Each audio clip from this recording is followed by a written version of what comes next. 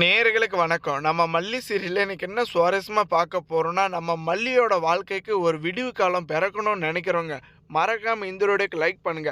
இந்த போலி ரேணுகா இந்த ஒரு வீட்டுக்குள்ள அடி எடுத்து கால வச்சதுலருந்துங்க நம்ம மல்லியோட நிம்மதி சுக்குநூறா உடைஞ்சு போச்சு. ஒரு கட்டத்துல நம்ம விஜயோட வாயிலேருந்து, "மல்லி இதுக்கு மேல என் கூட நீ வாழாத. நான் மனநிலை பாதிக்கப்பட்ட ரேணுகாவ எப்படியாச்சும் காப்பாத்தணும். ஏன்னா அவள இந்த ஒரு நிலைமையில என்னால பார்க்க முடியலன்னு" நம்ம விஜய இந்த நிஷா சொல்கிறபடி நம்ம மல்லியை இந்த ஒரு வீட்டை விட்டு வெளியே அனுப்புறதுக்கு எல்லாமே திட்டம் போட்டுட்டாங்க. ஒரு பக்கம் மனசு உடஞ்ச நம்ம மல்லிக்கு திக்கும் இல்லை திசையும் இல்லைங்க. ஏன்னா நம்ம விஜயை வாழ்க்கையை நினச்சிட்டு இருந்தாங்க. ஆனால் நம்ம விஜய் இவ்வளோ சீக்கிரம் மாறுவாங்கன்னு கொஞ்சம் கூட எதிர்பார்க்கலைங்க. ஒரு வழியாக நம்ம வெண்பா தாங்க நம்ம மல்லிக்கு இருக்கிற கடைசி ஆப்ஷனு. ஏன்னா நம்ம வெண்பாவை வச்சு எப்படியாச்சும் ஒன்று சேரணும், உடஞ்ச வீட்டை எல்லாருமே திரும்ப ஒன்று சேர்த்து அவங்க கூட வாழணும்னு நம்ம அன்னபூர்ணியும் நம்ம மனோகரனும் நினச்சிட்டு இருக்காங்க. ஆனால் நம்ம மல்லிக்கு அதில் விருப்பமே கிடையாதுங்க. ஏன்னா உடஞ்ச வாக்கிலே இருக்கட்டும், அதை கண்டிப்பாக யாராலையும் ஒட்ட வைக்க முடியாது. விஜய் சாருக்கு இந்த ரேணுகா கூட இருக்கிறதா சந்தோஷம்னு முடிவு பண்ணிட்டாங்க.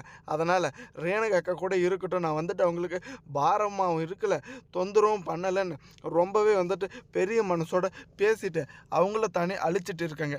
ஒரு கட்டத்தில் இந்த போலி ரேணுகா எதுக்கு தான் இவ்வளோ கீழ்த்தரமாக நம்ம மல்லியோட வாழ்க்கை கெடுத்துட்டு இருக்கான்னு கொஞ்சம் கூட புரியலைங்க.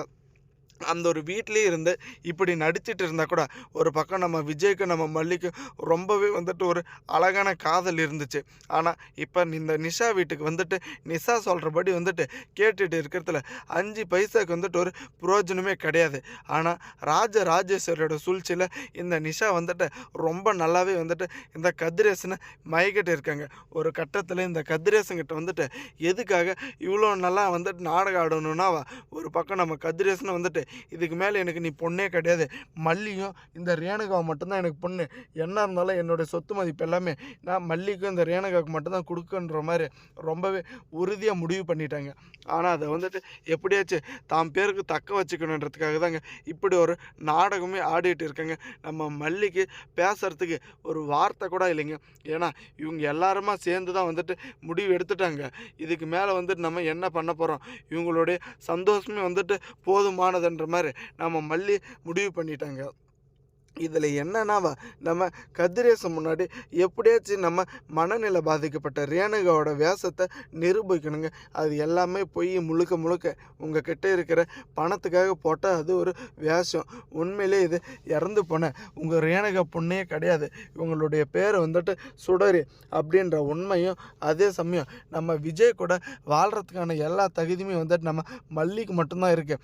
மல்லி இடத்துல வேறு யாருமே அவ்வளோ சீக்கிரம் வாழ முடியாது அப்படின்ற நுணுக்கத்தையும் சுக்குநூறு உடைச்சி தெரியப்படுத்த போகிறாங்க.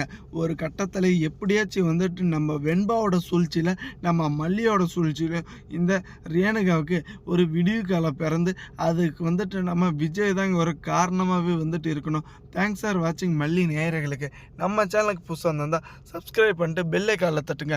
அப்போ தாங்க நம்ம போகிற வீடியோ உங்களுக்கு உடனுக்குடனே நோட்டிஃபிகேஷன் வரும். ஒரு கட்டத்தில் எப்படியாச்சும் நம்ம விஜய் நம்ம மல்லி ஒன்று தேரணுங்க. அப்போ தாங்க நம்ம நினச்சது எல்லாமே